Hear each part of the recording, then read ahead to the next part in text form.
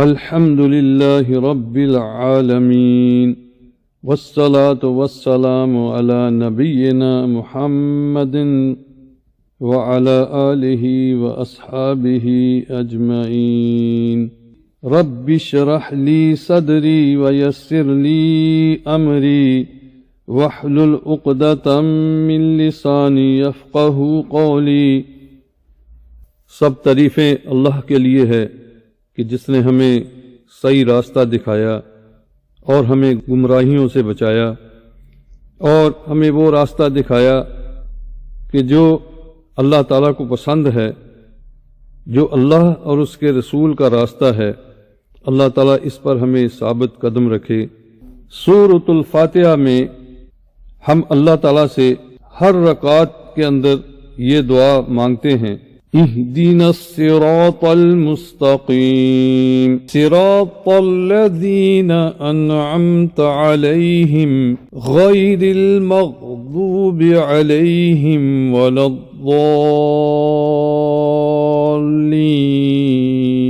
الضالین آمین۔ ہمیں سیدھے راستے کی رہنمائی فرما، یعنی ہمیں سیدھا راستہ دکھا، کیونکہ ہمیشہ سیدھے راستے کے ساتھ الٹے راستے بھی ہوتے ہیں۔ اس لیے پھر مومن کہتا ہے راستہ ان لوگوں کا جن پر تو نے انعام کیا۔ وہ انعام یافتہ لوگ کون ہیں؟ کن پر اللہ کا انعام ہوا؟ اللہ تعالیٰ نے خود ہی بتا دیا۔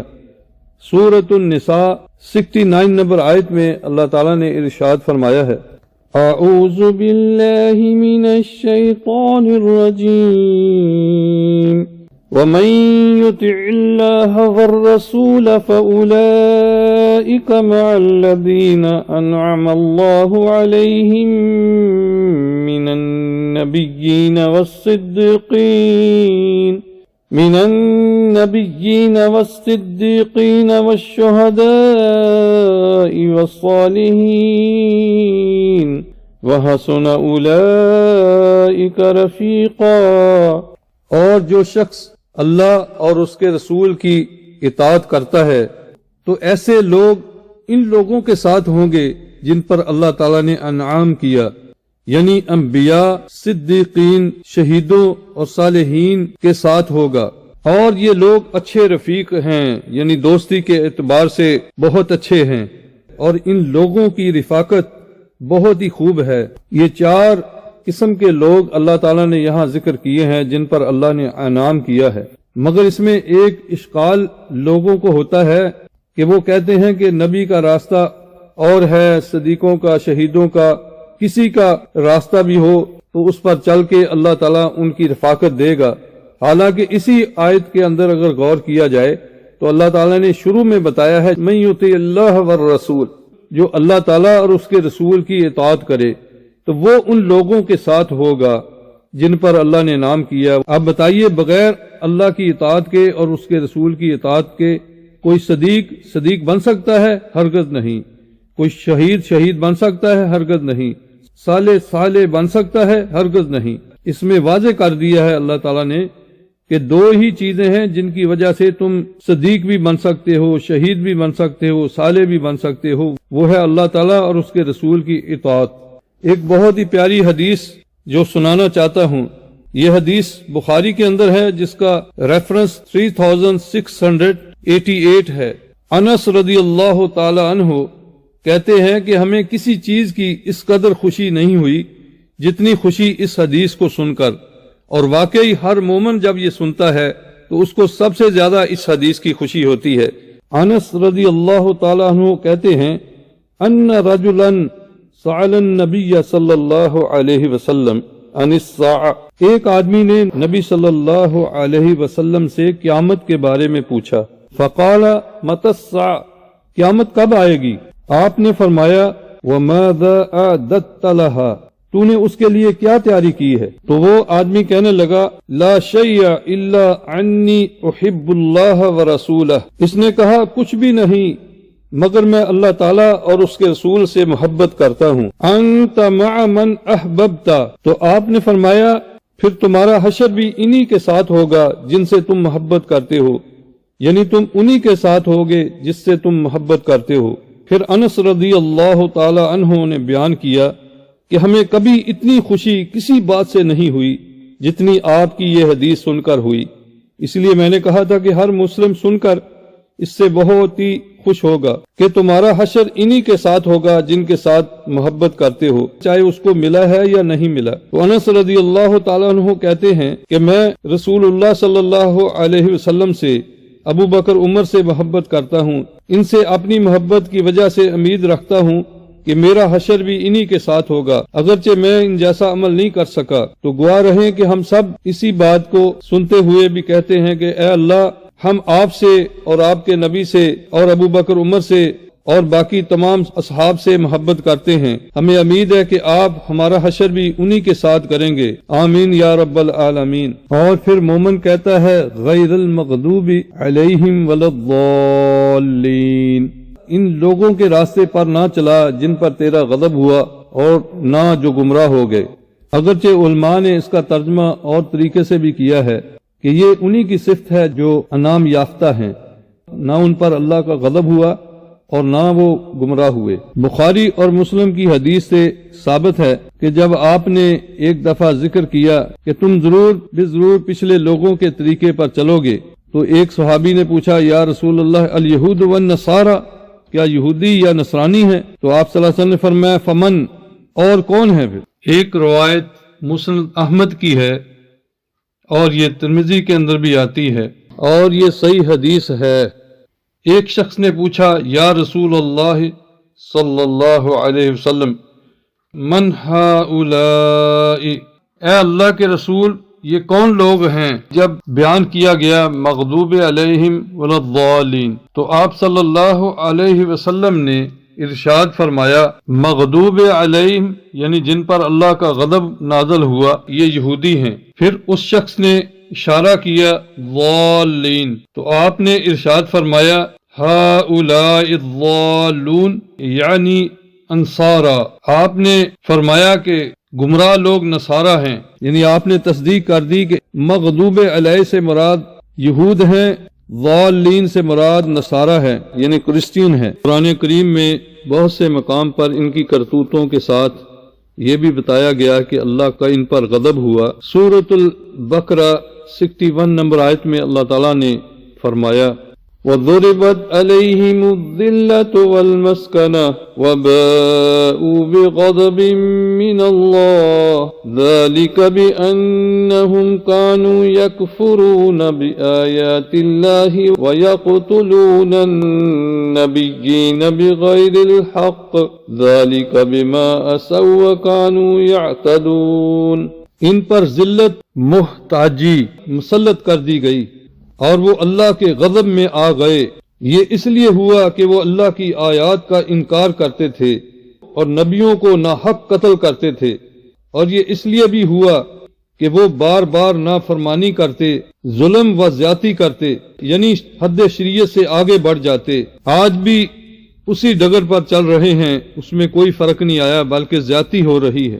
ان زیادتیوں کی وجہ سے اللہ تعالیٰ کا ان پر غضب ہوا، اور جب تک یہ اللہ کی طرف رجوع نہیں کریں گے اللہ کا غضب ان پر ختم نہیں ہوگا۔ اللہ تعالیٰ نے ان کی کرتوتیں کافی جگہوں پہ قرآن کریم میں ظاہر کی ہیں، اور یہ بہت سے گناہ کرتے، اور ان میں سے سب سے بڑا گناہ جو کرتے تھے وہ اللہ تعالیٰ کے اوپر بلیم کرتے تھے۔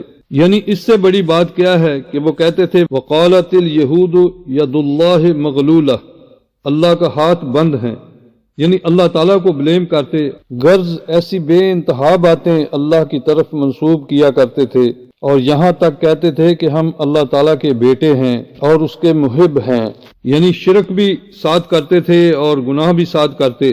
ان کی نافرمانیوں کی وجہ سے بعضوں کو اللہ تعالیٰ نے بندر اور خنزیر بنا دیا، پر صحیح مسلم کی حدیث میں اس بات کا ثبوت ہے کہ 3 دن کے بعد ایسے لوگ جن کو ایسا عذاب آتا تھا وہ زندہ نہیں رہتے تھے، یعنی یہ مخلوق جو اب موجود ہے بندر اور خنزیر یہ وہ نہیں ہے۔ ان کے گناہوں کی وجہ سے ان پر لعنت کی اور ان کے دل سخت کر دیے، جس کا ذکر سورۃ مائدہ 13 نمبر آیت میں ہے۔ اللہ تعالیٰ نے فرمایا فَبِمَا نَقْضِهِم مِّيثَاقَهُمْ لَعَنَّاهُمْ وَجَعَلْنَا قُلُوبَهُمْ قَاسِيَةً اللہ تعالیٰ نے ان سے بہت سے عہد لیے تھے، وعدے لیے تھے، مگر تقریباً ہر دفعہ اس کو توڑ دیتے۔ تو اللہ تعالیٰ نے فرمایا پھر جو انہوں نے اپنے عہد کو توڑ ڈالا، لہٰذا ہم نے ان پر لعنت کی اور ان کے دل سخت کر دیے۔ یہ سمجھانے کا مقصد ہے کہ اللہ تعالیٰ نے ہر نماز کے اندر ان دونوں کے راستوں سے بچنے کا کہا کہ ہر دعا میں ہم کہتے ہیں ہمیں ان لوگوں کے طریقے پر نہ چلا، تو اس سے ثابت ہوا کہ یہ لوگ مغضوب علیہم، اللہ کا ان پر غضب ہے، اور جب تک اللہ کی طرف نہیں آئیں گے تو اللہ کا غضب ان پر ختم نہیں ہوگا۔ اور جو لوگ ان سے محبت کریں یا ان کو اچھا جانیں یا ان کی بنائی ہوئی چیزوں کو استعمال کریں، یعنی ان کو سپورٹ دیں، وہ لوگ بھی انہی کے ساتھ ہیں، اس لیے کہ اللہ تعالیٰ نے ارشاد فرمایا ہے کہ یہود اور نصارہ کو دوست نہ بناؤ، جیسے کہ پہلے گزر چکا ہے کہ جو ان کو دوست بنائے گا وہ انہی میں سے ہے۔ مسلمین کی دشمنی میں یہود سب سے زیادہ آگے ہیں۔ اللہ تعالیٰ نے سورۃ المائدہ 82 نمبر آیت میں ارشاد فرمایا ہے لَتَجِدَنَّ أَشَدَّ النَّاسِ عَدَاوَةً لِلَّذِينَ آمَنُوا الْيَهُودَ وَالَّذِينَ أَشْرَكُوا، جو لوگ ایمان لائے ہیں آپ دیکھیں گے کہ ان کی عداوت رکھنے میں یعنی دشمنی رکھنے میں لوگوں میں سب سے بڑھ کر یہودی اور مشرک ہیں۔ اس آیت میں اللہ تعالیٰ نے صاف طریقے سے بتا دیا کہ سب سے زیادہ ایمان والوں کے دشمن یہودی ہیں اور اس کے بعد مشرک ہیں۔ اللہ تعالیٰ کی بات 100% حق ہے، جس کو ہم اپنی آنکھوں سے دیکھ رہے ہیں، کانوں سے سن رہے ہیں۔ اتنا کچھ ہونے کے باوجود دل میں تمنا کیے ہوئے ہیں کہ ہم جنت میں داخل ہوں گے۔ چنانچہ اللہ تعالیٰ نے سورۃ البقرہ 111 میں ارشاد فرمایا ہے وَقَالُوا لَن يَدْخُلَ الْجَنَّةَ إِلَّا مَن كَانَ هُودًا أَوْ نَصَارَىٰ تِلْكَ أَمَانِيُّهُمْ قُلْ هَاتُوا بُرْهَانَكُمْ إِن كُنتُمْ صَادِقِينَ، اور کہتے ہیں یعنی اہل کتاب کہ جنت میں صرف وہی شخص داخل ہوگا، یہودی ہو یا عیسائی ہو، یہ ان کی جھوٹی تمنائیں ہیں۔ آپ ان سے کہیں اگر دعوے میں سچے ہو تو اس کے لیے کوئی دلیل پیش کرو۔ اللہ تعالیٰ نے ارشاد فرمایا کہ یہ یہودی اور نصرانی تم سے کبھی راضی نہیں ہوں گے۔ چنانچہ اللہ تعالیٰ نے ارشاد فرمایا سورۃ البقرہ 120 آیت میں اعوذ باللہ من الشیطان الرجیم وَلَن تَرْضَىٰ عَنكَ الْيَهُودُ وَلَا النَّصَارَىٰ حَتَّىٰ تَتَّبِعَ مِلَّتَهُمْ قُلْ إِنَّ هُدَى اللَّهِ هُوَ الْهُدَىٰ وَلَئِنِ اتَّبَعْتَ أَهْوَاءَهُم بَعْدَ الَّذِي جَاءَكَ مِنَ الْعِلْمِ مَا لَكَ مِنَ اللَّهِ مِن وَلِيٍّ وَلَا نَصِيرٍ، اور یہود اور نصرانی آپ سے کبھی بھی خوش نہیں ہو سکتے جب تک کہ آپ ان کے دین کی پیروی نہ کریں، یعنی یہودی یا نصرانی نہ بن جائیں۔ آپ ان سے کہیں کہ ہدایت تو وہی ہے جو اللہ کی ہدایت ہے، اور آپ کے پاس جو علم آ گیا ہے، اس کے بعد اگر آپ نے ان کی خواہشات کی پیروی کی تو آپ کو اللہ کی پکڑ سے بچانے والا کوئی حمایتی ہوگا نہ کوئی مددگار۔ اب دیکھیں واضح طور پر اللہ تعالیٰ نے یہاں بتا دیا کہ یہودی اور نصرانی کبھی بھی مسلمین سے راضی نہیں ہو سکتے جب تک کہ ان کے دین کی کوئی پیروی نہ کرے۔ اب دیکھیں اللہ تعالیٰ نے پھر یہ بتا دیا ان کی خواہشات کی پیروی کی تو اللہ تعالیٰ کی طرف سے کوئی حمایتی، کوئی مددگار نہیں ہوگا۔ سورۃ آل عمران 118 سے لے کر 120 تک صرف ترجمہ کیا جاتا ہے، اور آپ دیکھیں گے کہ اس میں اللہ تعالیٰ نے کمال کر دیا۔ حیرت ہوتی ہے کہ اللہ تعالیٰ نے قیامت تک جو کچھ ہونے والا ہے، کافرین، مشرکین، یہودی اور نصرانی اور منافقین کے دلوں میں جو گند ہے اللہ تعالیٰ نے کھول کر رکھ دیا، اور آج بالکل یہی ہو رہا ہے ہمارے ساتھ۔ اگر ہم دین کی طرف نہیں آئیں گے، قرآن اور سنت کی طرف نہیں آئیں گے، تو پھر یہی حشر ہوگا جو کفار ہمارے ساتھ کر رہے ہیں۔ ان آیات کے اندر تینوں فرقوں کی باتیں ہیں، جو کسی قسم کا بھی کافر ہے، چاہے وہ منافق ہے، جس میں اللہ تعالیٰ نے دو ٹوک طریقے سے ہمیں ان کے دلوں کے راز بتائے ہیں۔ چنانچہ اللہ تعالیٰ فرماتا ہے، اے ایمان والو، کسی غیر مسلم کو اپنا دلی دوست نہ بناؤ، یعنی اس کو اپنا رازدار نہ بناؤ، اور وہ چاہتے ہیں کہ تم مصیبت میں پڑ جاؤ، اور ان کی دشمنی ان کی زبانوں میں بے اختیار آ جاتی ہے، اور جو کچھ اپنے دلوں میں چھپائے ہوئے ہیں مسلمین کے ساتھ دشمنی، کینہ و حسد و عناد، وہ کہیں زیادہ ہے۔ ہم کو صرف زبان سے کہتے ہیں ہم آپ کے ساتھ ہیں، مگر دلوں میں وہ بہت زیادہ بغض رکھتے ہیں۔ آگے فرمایا کہ ہم نے تمہارے لیے آیات کھول کر بیان کی ہیں، اگر تم عقل رکھتے ہو۔ سنو، تم ان لوگوں سے محبت رکھتے ہو مگر وہ تم سے محبت نہیں رکھتے، حالانکہ تم تمام آسمانی کتابوں پر ایمان رکھتے ہو، جبکہ وہ ایسا نہیں کرتے، یعنی وہ تمام کتابوں پر ایمان نہیں رکھتے۔ تو آگے اللہ فرماتے ہیں کہ تم اپنے غصے میں مر جاؤ، بے شک اللہ تعالیٰ دلوں کے راز خوب جانتا ہے، جو کچھ گند ان کے سینوں میں ہے اللہ تعالیٰ کو ہر چیز کا پتہ ہے۔ اگر تمہیں کوئی بلائی پہنچے تو ان کو بری لگتی ہے، بڑے غصے میں آ جاتے ہیں، اور اگر کوئی مصیبت آئے تو اس پر خوش ہوتے ہیں۔ آخر میں فرمایا کہ اگر تم صبر کرو اور اللہ سے ڈرو، پرہیزگاری اختیار کرو، یعنی متقی بن جاؤ، تو ان کا مکر تمہیں کوئی نقصان نہیں پہنچائے گا۔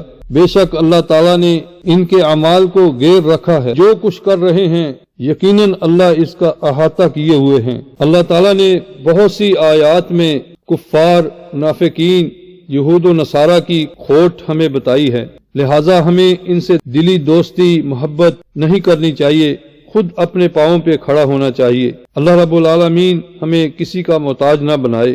اگر ہم واقعی ایماندار ہوں گے، توحید میں خالص ہوں گے، سنت میں خالص ہوں گے، تو پھر اللہ تعالی ہماری ضرور مدد فرمائے گا۔ انشاءاللہ آخری درس میں مسجد الاقصی کے متعلق تھوڑی سی روشنی ڈالی جائے گی۔ اللہ رب العالمین ہمیں اپنے حفظ و امان میں رکھے، اور ہمارے قبل اول کی حفاظت فرمائے، اور ہمارے گناہوں کو معاف فرمائے، اور جو دین سے دور ہیں ان کو حقیقی دیندار بنا دے، توحید والے اور سنت والے بن جائیں۔ سبحان ربک رب العزت عما یصفون وسلام علی المرسلین والحمد للہ رب العالمین۔